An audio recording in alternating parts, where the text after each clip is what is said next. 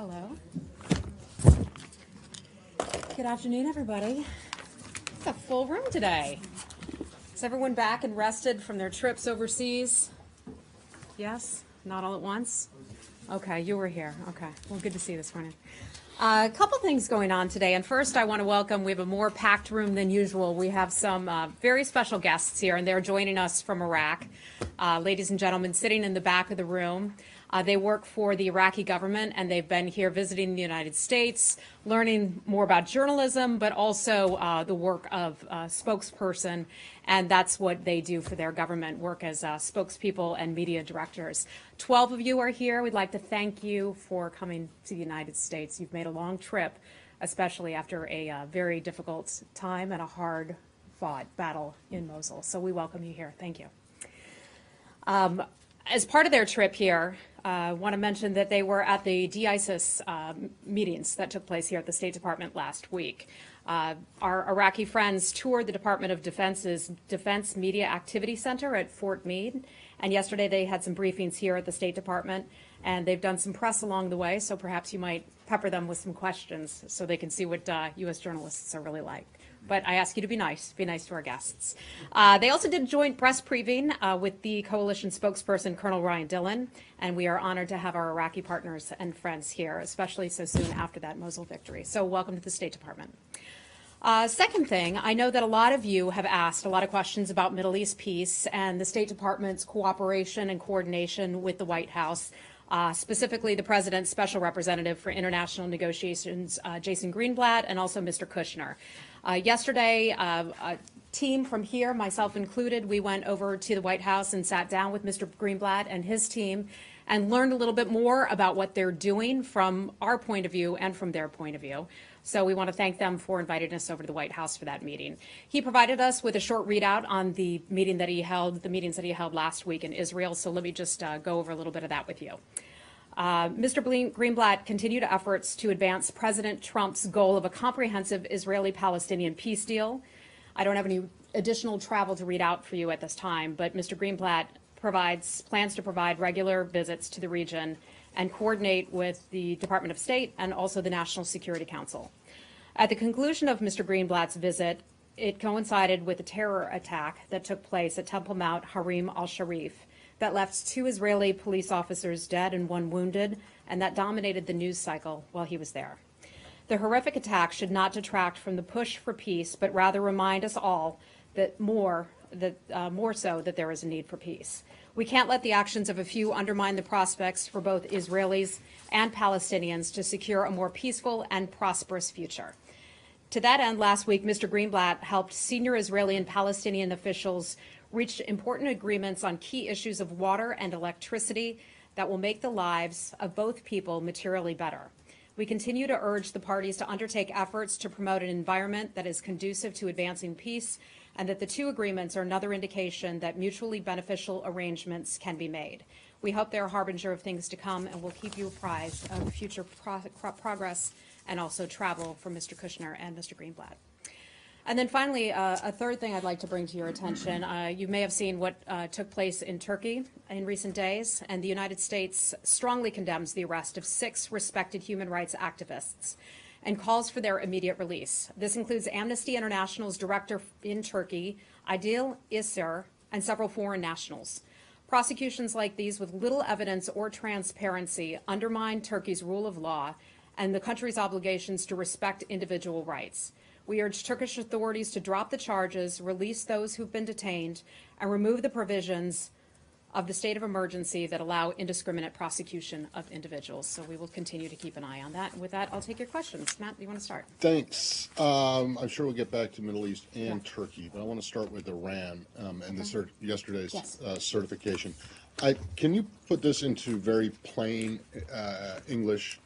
Does the administration believe, yes or no, that Iran is complying with the terms of the JCPOA? So we had sent the notes up to Congress certifying that Iran is in compliance with the JCPOA. However, the United States firmly believes that it is in violation of the spirit of the law with regard to an important part of it. And part of what the JCPOA agreement says is it's supposed to contribute to regional and international peace and security. And we believe that some of the actions that the Iranian government has been involved with undermines that stated goal of regional and international peace and security. Iran remains, and we all know this, one of the most dangerous threats to the United States, not only our interests here around the world, but also to regional stability. And I've got a whole list of things that we can go over here that Iran is responsible for. Their full range of activities extend far beyond the nuclear threat, and I think we are all full aware of that. Ballistic missile development and proliferation, support to terrorism and militancy. It's complicit in the Assad regime's atrocities against its own people, unrelenting hostility to Israel that continues and has continued for quite some time. They have consistently threatened freedom of navigation, especially in the Persian Gulf. Cyber attacks on the United States, and I can go on. I mean, these are no surprise, and this is something that this administration wants to get Iran to try to adhere to the spirit of that agreement, the regional, international peace and security. Okay, but when you said, I just want to clarify one thing, you said that the spirit, they're violating the spirit of the law first time. You mean agreement? The agreement, yes. Okay. And then this is not related to that, but it's Iran. Is there any update on the Chinese American? Yeah. Mr. Xu Yiwang, so we are aware of the reports that Mr. Xu Yiwang, a U.S. citizen, has been detained in Iran. For privacy reasons, we can't really get too much into the specific details of that case. As you all know, one of the things we consistently say here is that the safety and security of U.S. citizens remains a top priority for this administration, I would think for all administrations here in the United States. We continue to use all means at our disposal to advocate for U.S. citizens who need our assistance overseas, especially for the release of any unjustly detained U.S. citizens who are held overseas. Mr. Xu Wang is a United States citizen. We remain very concerned about his case, continue to keep an eye on that. As you all know, we don't have folks on the ground there. We work with the Swiss Foreign Interest Section. They are considered to be our protecting power in Iran, and they have granted consular access to Mr. Wang. So we've regularly sought that consular access to him, and the Swiss have visited him now 4 times. So, do you know when you guys were informed of his arrest? Because it's not. Yeah. It's almost, I would say, rare for Iran to allow consular access since they don't recognize dual citizens, usually when they're Iranian Americans. Is it your understanding that because he's Chinese American and not Iranian, that's why they're My understanding is that he's American. He's not a dual citizen of China and the United States. He's. And do you know when it was that you found out, were notified about his initial arrest? I can check into that for you. I don't have an exact date in front of me. Anything else on Iran? Hi, Carol. This morning you said specifically, you mentioned Mr. Wang, the Namazis, you said, and all other U.S. citizens who are detained wrongfully in Iran. Could you tell the American people how many other U.S. citizens are detained beyond those 3? I can't at this time. The United States cautions American citizens against travel there. There are certain nations where if an individual is a dual nationality, dual citizenship, that Iran does not, like other countries, sometimes does not acknowledge that and accept that somebody is a dual national. They think of them as a full national of their country. We caution people to avoid that country and for the obvious reasons. Well, why won't you give a number? I understand you can't, for privacy reasons, give names, but why can't you give a number or a rough number, more than a dozen? I wouldn't give any kind of an estimate at all. If I have something specific for you that I can give to you, I certainly will. Thanks. Let's stay on Iran. Okay. Hi, Saeed. Hold on 1 second. Pardon me? Can we go where you started on the Middle East piece? Let's come back to that. Let's stick with Iran first, please. Hi. Sir, so can you say, you certified the compliance last night, but did the administration also sign a round of sanction waivers to keep the deal in place as well? Yes. So sanction waivers, there are some that are in place right now. I can definitely confirm that. So was there a signing last night, though? I know there's a deadline, I think, today. Well, we are in compliance with our end of the deal. We had until until I believe it was midnight to certify that and then provide the information to Capitol Hill, and that was all done. Okay. And the last time the secretary signed a round of sanction waivers, he said that the administration was beginning a 90-day review of all Iran policy. That would be ending today. Is that review ongoing? Is the deadline been pushed The back? overall review, like we have a lot of policy reviews on Afghanistan, for example, Pakistan, for example, Iran is one of them where we have an ongoing policy review that is taking place. We believe that while Iran is in compliance with the JCPOA, that there's still a lot of things that Iran is doing that's very troubling to this administration, and so we're going to try to push on that on the Iranian regime to stop its destabilizing activities. So, one last question. Yeah. When the secretary signed the certification last time, he also said that he criticized the deal, saying that it kicked the can down the road of a non-nuclear Iran. So is it the position of the administration then that Iran should never be allowed to have any nuclear energy whatsoever? I think nuclear energy and nuclear weapons are different matters. I'm not an expert in that area in particular, but they are separate matters. So you would accept a nuclear-powered Iran, but not one that had a... I'm not going to get ahead of what the policy review is going to contain that has people at the White House and people here at the State Department and others all involved in that, so I just don't want to get ahead of anything that they're going to do. Anything else on Iran? Yeah. Hi. When it comes to the Secretary's engagement with European partners who are also part of the JCPOA, the administration was talking about how it wanted to get stronger enforcement and perhaps, in a sense, almost an addendum to the current agreement when it came to some of the sunsets. Does the administration believe it has willing partners in European allies? I mean, they've got some businesses who are doing business in Iran right now, and it's profitable. Has the administration or the Secretary gotten pushback, and what have his engagements been like on that? You know, it's interesting because some would think that our European allies and our partners and our friends would only be interested in adhering to the JCPOA, but that's not our experience at all. Our experience is that they remain just as concerned as the United States does about the destabilizing activities that Iran remains involved with, whether it's supporting terrorism or other things as well. So this does not just affect the United States and the United States' interests, but it affects other countries as well. And a willingness to go further as the U.S. has laid out? I'm not going to get into commenting on what other countries are going to do, but I know we have those conversations, and those conversations are ongoing. And we know around about noon yesterday, the president was seriously considering not certifying this. Shortly after that, he met with the secretary. I wouldn't characterize it that way. There were meetings underway at the White House yesterday, and those meetings took place for a period of time, and the secretary and the president and everyone else had conversations, and we ultimately ended up sending the letters up to the Hill and informing the Hill that Iran was in compliance. Did Secretary Tillerson need to convince the president and spell this out? I wouldn't put it that way at all. I mean, they had a series of conversations, as they have about a lot of other issues. Did he make that argument though? Was that part of what he wanted to do while he was there at the White House? I think the secretary and the president are in line with one another. Okay. Anything else on Iran? Anything else on Iran? Okay, we're done with Iran. Okay, you want to go to Middle East peace? Let's see what we can do to solve it, huh? Yeah, exactly. So is this your first time meeting with Mr. Greenblatt on this very issue? Myself No, I mean, personally, you know, yeah. from the- No, I the know other department? people from the State Department have had a series of conversations with him and discussions with him.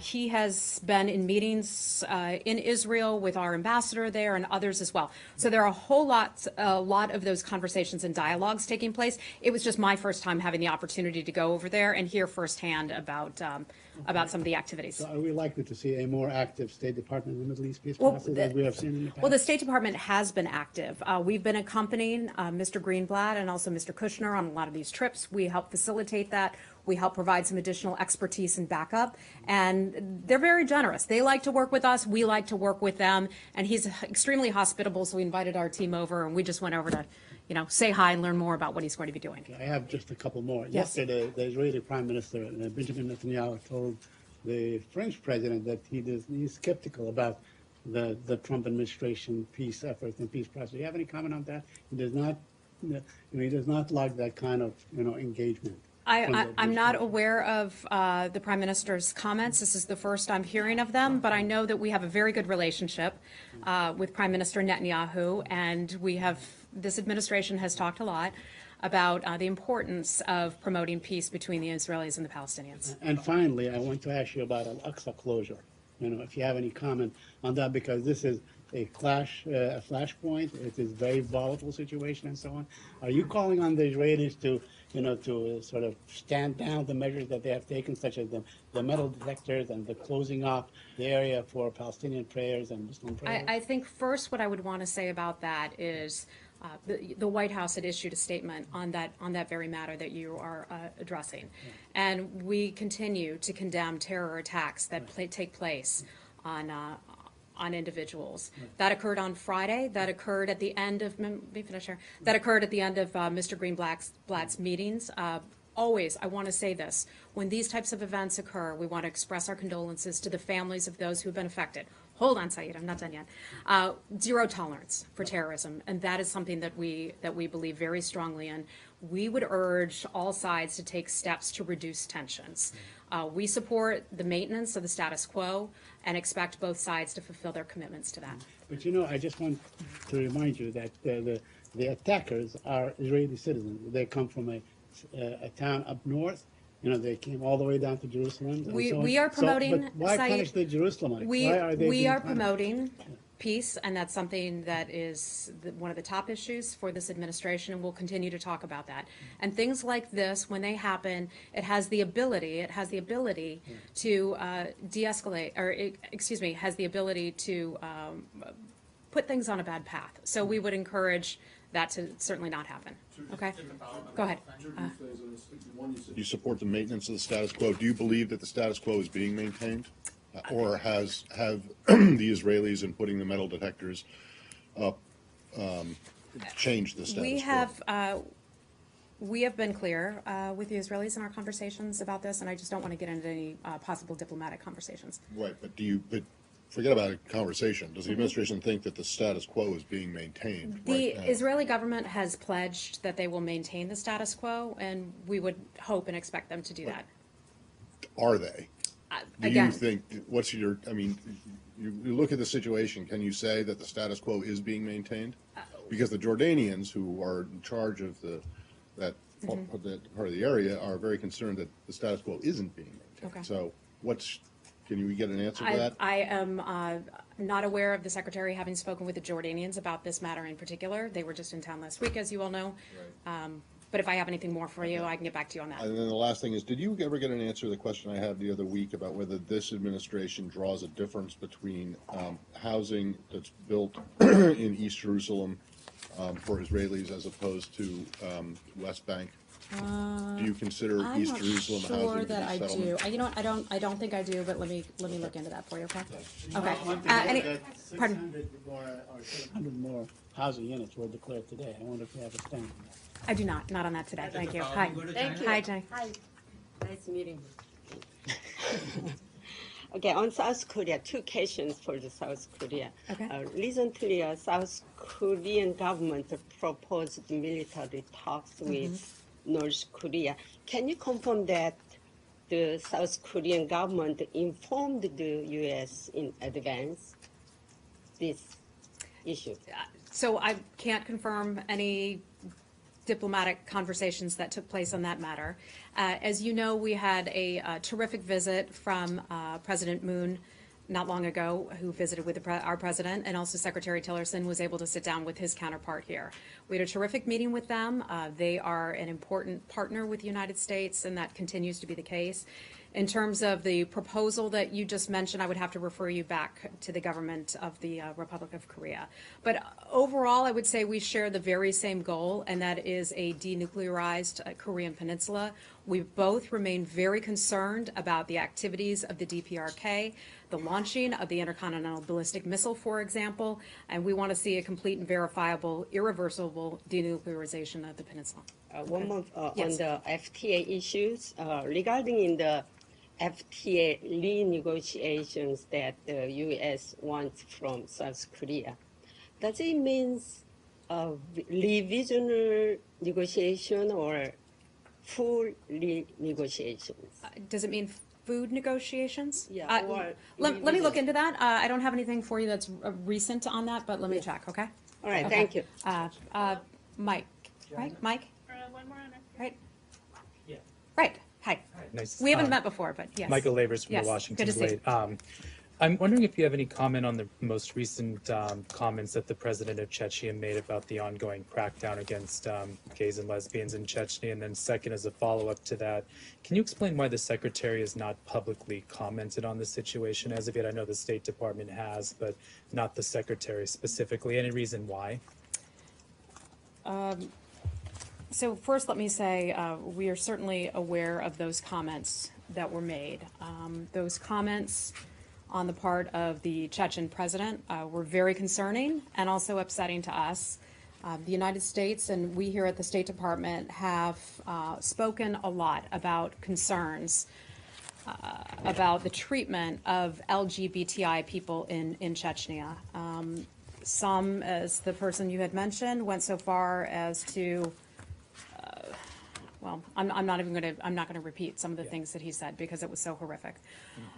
We have called on Russia to hold a federal investigation into that matter, and we have those conversations at the highest levels. Human rights is something that's very important to us. We continue to speak about that from this position here at the podium, and part of my job is speaking on behalf of Secretary Tillerson and speaking on behalf of this department, and let me just reassure you that that is something that's very important to us. Thank you. Hi. So the meeting yesterday, afterwards, we're still hearing Russia making the threats about retaliation. Does the State Department feel that that's imminent now that there isn't a deal on these properties? Well, these deals, so to speak, are going to take some time. The Undersecretary Tom Shannon had the meeting yesterday. It went on for quite some time with Mr. Ryabkov. We were happy to have him come here to Washington to sit down with us to talk about some of those so-called irritants. The conversation, we put out a readout this morning, was one that we considered, and this is what Mr. Shannon said himself, is that it was a forthright, tough, and deliberate conversation that reflected concerns on both of our parts, but also our commitment to a resolution. So nothing is coming together anytime soon. I don't have a timeline for you or anything, but those conversations will be continuing. Well, so are you calling their bluff? In essence, they've been threatening to do the same to the U.S. for months. It's a hypothetical. I know that they have threatened a lot of things, and so I'm just not going to get into, the various threats that people from around the world make. So, to wrap this up, how would you characterize the Secretary's feeling on these properties? Is he's open to giving them back with some conditions, or how would you describe it? I wouldn't characterize it that way. And look, one of the priorities here is, or the priority here, is to get the United States and Russia to a place where they can have a good, decent, solid relationship so we can work together on areas of mutual cooperation, areas that are mutually important to both of our countries. One of them is Syria, for example, in that particular area in Southwest where there has been the ceasefire. That's a smaller area of mutual cooperation. From that, we can build upon that and start to work toward other goals on other matters. These conversations between Mr. Shannon and Mr. Ryabkov will continue. We've got a lot of stuff to talk about with that government, and so that'll continue. So did the U.S. present conditions? I can't get into the, all the details about what went on in that conversation, but I can say we're continuing those conversations. But just to be clear, is the Secretary open to giving them back? That I don't know. There are a lot of meetings that are taking place, and those meetings will continue. We're just not sure. A number of lawmakers are saying that the administration should not return these properties, at least until the investigation into the meddling in the presidential election is completed. There's some members of Congress who are calling for even more punitive measures to be enacted. So I'm just wondering, is that advice that you guys are willing to take on, or do you see that there's a possibility of this specific issue of these two properties being returned before there's a conclusion to the investigation? In terms of a timeline, I'm just not aware of any kind of specific timeline that we have. We don't, in fact, have any kind of timeline. I know that members of Congress have sent letters to the Secretary and other people here in this building, and so we just gather those letters, take a look at them, and that's then between the Secretary and those members of Congress. But you don't know if he has a position that is the same as those members of Congress. In other words, you don't know if he is saying, yes, a resolution ultimately will involve the Russians getting back the properties, but that's not going to happen As you know, we have until- hundreds of members of Congress who all have very different opinions on subject matters. Well, I don't know of any member of Congress who's actually saying, give them back right now. Well, my Are point they? is, a lot of members of Congress all have different opinions, and so I'm not going to say that the Secretary shares the opinion of any one over the other. Well, forget about the opinion. How about the question? The question then would be, does the Secretary think that it would be inappropriate to return these two properties before the investigation into the election? Again, interference? that's something that is in part taking place on Capitol Hill. I think the Secretary is stepping back and taking a look at this issue separately. One of the bigger overarching issues is we need to be able to get our relationship on a better path. As the Secretary talked about, it's at a low point. Last one. Do you know, have the Russians asked to go and visit or take a look at their properties? Because it's nice out, they want to get outside, they want to get out of D.C. I and was New going to York. ask you to do a briefing out there. I'm just wondering, have they asked to inspect these properties? Not that I'm aware of. Not that I'm aware of. If I can clarify this, please. The administration, or the White House, made an argument only days ago for why they're open to giving these properties back. They laid out this argument. So by not going back to that argument, are you saying that the Secretary isn't aligned? I think our goal, and as you all can understand, diplomatic conversations can be sensitive matters.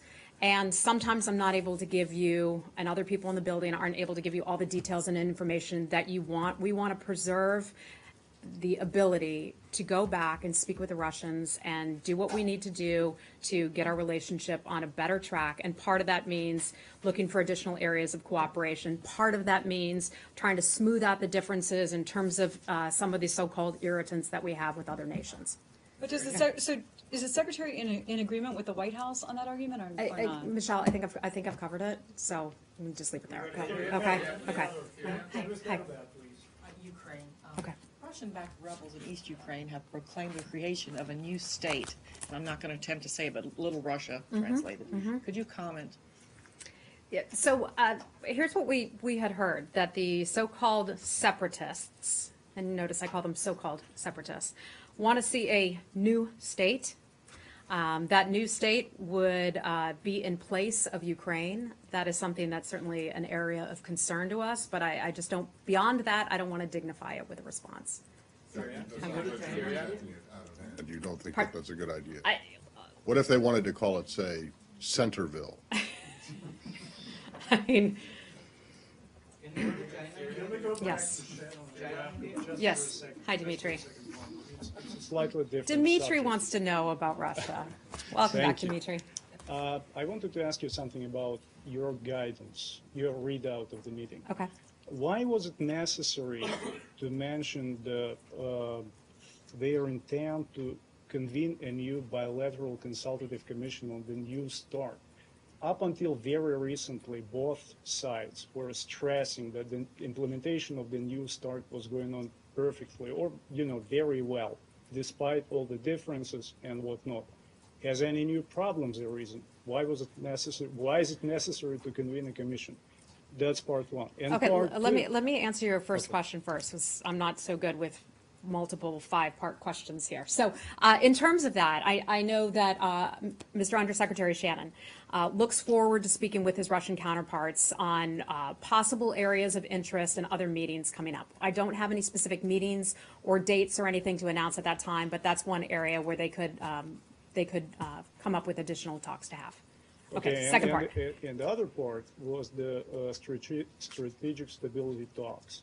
That dialogue. That took would be, place- I would give you the same answer on that. I don't have any specific meetings or dates or anything to provide you at that time, but we're just going to keep an eye on that, and that's something that I know we're willing to have conversations Would you like about. to do that on a regular basis? That I can't comment on. I don't want to get ahead of any possible conversations. Okay. China, India? Okay. Yes, sir. Hi. Sir. Tell me your name again. Ali. Ali. Right. Sorry. Thanks. Ali from Airwinds TV. The U.S. Commission on International Religious Freedom expressed grave concern on the situation of religious freedom and human rights in India. and especially about killing of minorities for eating beef and Indian forces brutalities in Kashmir. So they wanted to go to India, the U.S. Commission, a panel of U.S. Commission, but the Indian High Commission here denied their visa and said they won't allow U.S. Commission to go to India to monitor the actual situation there. So do you have anything to say on that? You know, I'm not aware of the specific subject that you were bringing up about people getting in trouble for eating beef. So let me look into that and get back to you. I sent this question to your press team like day before yesterday. Oh, perhaps you did. Okay. That doesn't necessarily mean that I see everything that comes into our press team. Okay. Last question. I have one more question. Thank you so much. There are so many media reports in Pakistan about Dr. Afridi, the released Dr. Afridi. So what kind of efforts and what kind of discussion with the Pakistan on it? You know, I haven't had that conversation recently with the people who are people here internally who've handled Pakistan.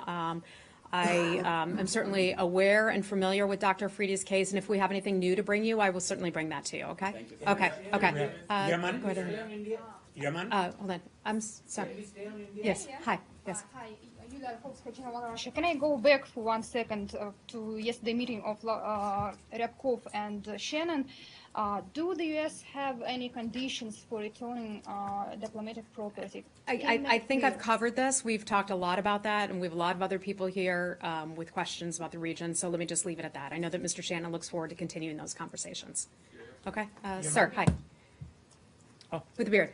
Hi. Thank you. How are you? What's your name? My name is Grigory Dubovitsky. I'm from Russian news agency RIA Novosti. Let's just do a show of hands here. How many folks do we have from Russian media? I guess 1, three. 2, 3. Okay, got it. All right. So the question about Syria. See, freedom of the press. It's a good thing, isn't it? Yes, it is. We love that. So welcome. Okay, so my question is about Syria, that Mr. Ryabkov confirmed us that Russia and the United States may hold talks on a second ceasefire agreement for Syria. I'm sorry, say that again? Mr. Ryabkov said that Russia and the United States may hold talks on a second ceasefire agreement for Syria. So can you confirm it and provide more details if you have? I cannot confirm that is something that's a discussion that is underway. I know one of the priorities for the U.S. government, in addition to coalition partners in Syria, is trying to obtain ceasefires and trying to get stability in the region in certain parts of it where we think that can take hold. Part of the reason we want to do that is to be able to get humanitarian assistance in that is so desperately needed by folks there. So we are working to do that. We are pleased so far with how the ceasefire has been working in southwestern Syria, and at some point hope, if and when the time is right, that that's something that could potentially expand elsewhere. Okay? Okay. Yeah. Hi, sir. Yes. Tell me your name, please. Joffrey with Nice. Al-Mayadeen TV. I'm not with the Russian staff here. You're from India, sir? You're from India? Yes, thank you. A UN jet was carrying a team of journalists into Yemen, and they were prevented from entry by the Saudi coalition. I'm sorry, who was bringing journalists into Yemen? United Nations. The UN was? Okay. Yes. The journalists were, they couldn't enter. Does the U.S. have a policy of denying journalists access to troubled areas? Certainly, as a general matter, certainly not. in this particular The United case. States is incredibly open to the media. As you know, we've had media in bed with our U.S. forces around the globe and other places. I'm not familiar with the particular example that you brought up. I don't know if these were U.S. reporters going into Yemen. That would be the government of Yemen's decision, I would think, whether or not to allow certain people in. But I'm just not aware of that, so I don't want to comment on that particular question because I just don't have all the details. Okay, thank you, sir. Sir. Do you have any comment on the general situation in Yemen right now, particularly as it relates to cholera and famine? Yeah. Goodness, we announced quite a bit of money that went out from USAID to Yemen to help with cholera and also food scarcity of resources, and that's been another major concern of ours. I don't have the cholera numbers in front of me, but there have been far too many deaths as a result of cholera. One of the problems in a country like Yemen is not so much where they don't have food, but rather it's because so much of that food and aid is prevented from getting to the people there because of the the fighting on the ground. So one of the things that we do is we try to push for greater access to be able to get the Yemeni people the food and supplies and health care that they need, and that would also include clean water, and that's kind of loops in cholera. But I can try to get you the latest numbers on those unfortunate deaths if you like. Okay. Okay. I'm gonna have to do last question. Yeah. We had a lot of India questions today. Thank you. Okay. I'm the first person who met you and gave you my card when you came and sat there as an observer. Thank you. Okay. And China yesterday briefed a lot of diplomats about the border conditions with India, and including the U.S. Diplomat. So what did they share with you, if you can say, or what is the U.S. position now on the tense situation on the border between India and China? Yeah, I know that. Thank you for your question, and thank you for your kind welcome when I first came on board here. I know that the United States is concerned about the ongoing situation there. I know we believe that both parties, both sides, should work together to try to come up with some better sort of arrangement for peace, and I'll just leave it at that right now. We got to go, guys. Thank you so much. Please take a moment to welcome our Iraqi friends.